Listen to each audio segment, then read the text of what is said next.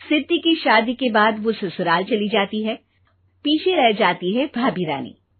सिद्धि के ससुराल जाते ही भाभी कहती है, अरे वाह जी वाह, सारे कपड़े मेरे। हाय रे पैंट, अरे वाह वाह, मजा आ जाएगा।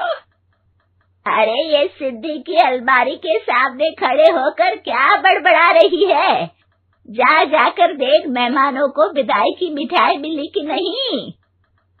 अब हाँ माँ जी, क्यों नहीं, लेकिन पहले कपड़े तो बदल लूं। अब रानी आ जाती है सिद्धि के उन कपड़ों में जो वो ससुराल जाने से पहले घर छोड़ जाती है।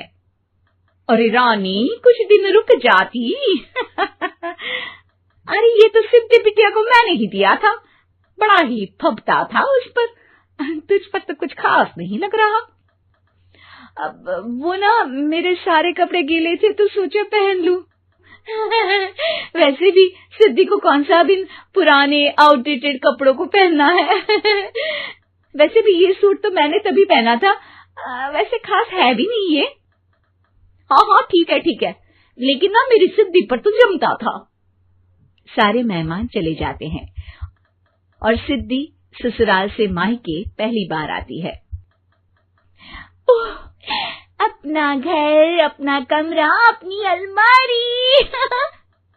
ये बोलकर जैसे ही सिद्धि अलमारी खोलती है तो सामने उसके कपड़ों की जगह कुछ और ही रखा होता है। माँ, ओ माँ, जरा कमरे में तो आना। सास और रानी वहां पहुंच जाते हैं। रानी ने पहनी होती है सिद्धि की जींस और टी शर्ट। अरे भाभी, ये क्या? ये तो मेरी बड़ी ही महंगी टी शर्ट है, इसे आपने घर में क्यों पहनी है? अरे बहुत मिलती है दीदी ये चौक की मार्केट में, 150 में।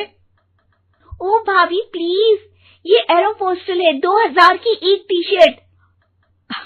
ओहो, 2000 में तो दीदी 4 साड़ी आ जाए। अब क्या बोलूं?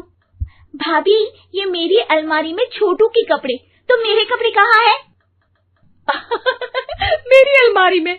अब दीदी आपको कौन से पुराने कपड़े पहनने थे? माना भाभी, लेकिन मैं जब घर आती तो यही सब पहनती ना। अरे तुम तो बड़ी कंजूस हो दीदी। खैर, वक्त आता है जब सिद्धि ससुराल के लिए रवाना हो रही होती है। अरे रानी, अंदर से सिद्धि का गिफ्ट ले आ, लड़की पहली बार ससुराल से मायके आई है। रानी अंदर जाती है और एक सिंपल सी साड़ी लेकर बाहर आ जाती है। ये लीजिए माँ जी। सास बेटी को गिफ्ट देकर ससुराल भेजती है। अगले दिन रानी एक सुंदर सी साड़ी पहनकर सामने आती है। अरे रानी, ये तो वो साड़ी है जो मैंने सिद्धि को देने के लिए दी थी जब वो ससुराल ले जाती, लेकिन ये तूने कैसे पहन ली? अरे माँ जी, ये साड़ी तो मुझे बहुत पहले से ही पसंद थी, लेकिन चिंता ना करिए, मैंने सिद्धि के लिए भी अच्छी सी साड़ी दी है। हाँ। तभी सिद्धि का फोन आता है। क्या माँ, कुछ अच्छा तो दिया होता ससुराल ले जाने के लिए। अरे पहले दिखा दिया होता। ये चमकते हुए पैकेट में नौकरानी वाली साड़ी मत दिया करो माँ।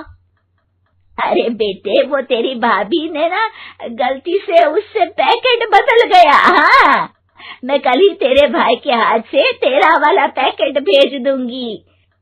अरे रहने दो माँ, आई एम श्योर भाभी ने अभी वही साड़ी पहनी होगी जो तुमने मेरे लिए रखी थी। तुम तो समझ नहीं पाई उनको। खैर छोड़ो, मैं ज्यादा बोलती अच्छी नहीं लगती, रहने दो, आपको उन्हीं के साथ रहना है, फिर बात करेंगे। सास को रानी पर गुस्सा आ जाता है। वो उसके कमरे में जाती है जहाँ वो शादी का एल्बम देख रही होती है। रानी, मार्केट जाकर एक ऐसी ही साड़ी लेकर आ, कल प्रतीक जाकर सिद्धि के घर दे आएगा। अरे क्यों माँ जी, कितनी साड़ी देनी है दीदी को? यहाँ कोई सेल लगी है क्या? अरे चुप कर, मेरे बेटी के हिस्से की साड़ी खुद पहन ली, अब ज्यादा ज्ञान बांट रही है। एक दिन सिद्धि का फोन आता है। माँ, मेरी सास ने आप सबको खाने पर बुलाया है। सारे लोग सिद्धि के ससुराल पहुँचते हैं। खाना खाकर वो लोग निकल रहे होते हैं कि सिद्धि की सास सभी को गिफ्ट देती है। अरे बहन जी, बेटी के घर का खाना खा लिया, यही बहुत है जो आप ऊपर से गिफ्ट भी दे रही है। अरे बहन जी, आप भी कहाँ इन बातों पर विश्वास कर रही हैं।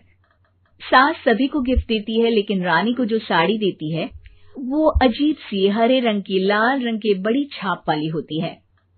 अरे छी छी, ये कौन पहनेगा?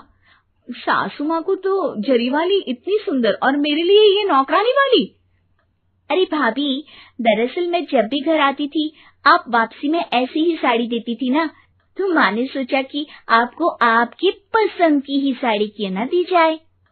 बेचारी रानी, बोलती भी तो क्या। सिद्धि और सास रानी का चेहरा देखकर हंसने लगती है, तो रानी समझ जाती है कि अपने ही बिछाए जाल में वो फंस चुकी है।